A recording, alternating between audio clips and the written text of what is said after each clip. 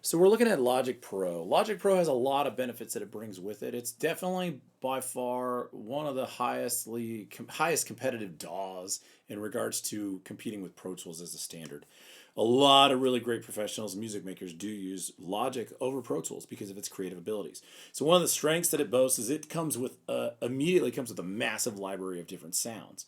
Um, Outside of that, you can also have a massive library of loops. So like when you're working through, you can build synthesizers, and you have just this massive library of things that you can build from.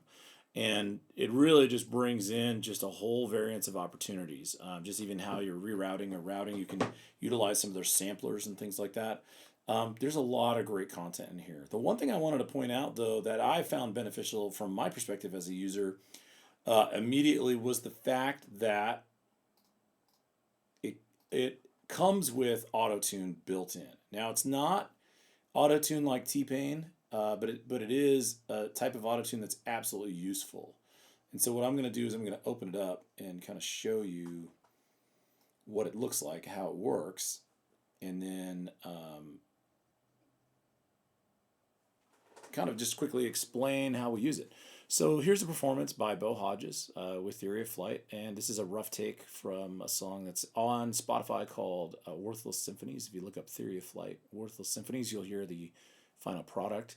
But this is a rough take of him, and I activated Flex, and I moved it to Flex Pitch. And at the moment, pitch correction is deactivated, but I'm going to zoom in and kind of show you how it works. What it's going to do is it's going to show these note lanes where it assumes things should land.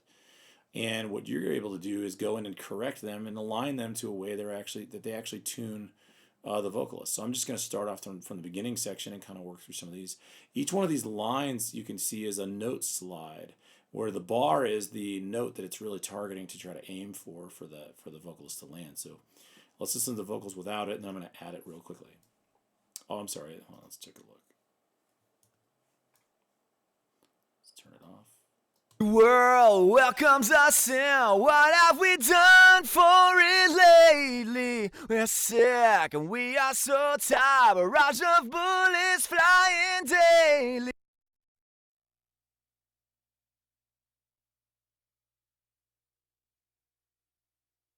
Burns like a fool. I'm a fool for loving you. Oh, and all my world. All right, now we're going to activate some pitch correction here, and what we're going to do is we're going to tell it we want it at about 100% for now, and what I'm going to do is I'm going to modify it, so you're going to see what happens as we go into the chorus. And all my work, rewriting harmonies, scraping for mere pennies, to find that I'm not alright at all. So we can hear there's a bit of a situation here at this bend. It should go all the way up, so we're going to real quickly correct it. That I'm not alright.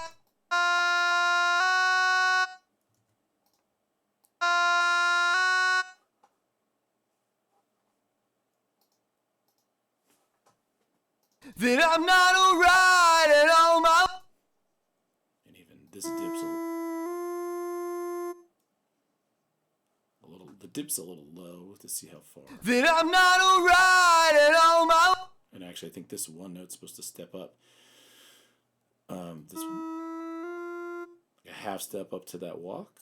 That I'm not alright at all, my worthless symphonies won't bring us back to life. Now we could change this last note altogether.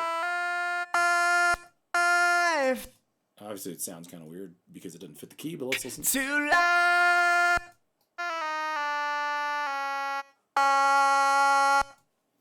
What I've actually done with this session is I just kind of give a quick example of this. Is I actually just doubled the exact lead vocal, and by tuning it, I made it a harmony. And it sounds a little rough, but let's go listen to it real quickly.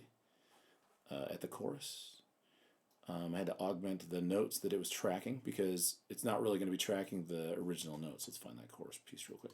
That I'm not alright at all. And all my work, rewriting harmony.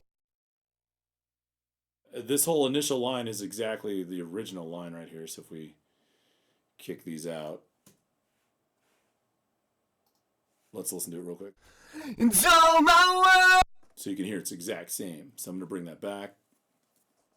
Well, all I did was move and shift which notes were being sung. Now, it doesn't sound the most natural, but there's a way to fix that.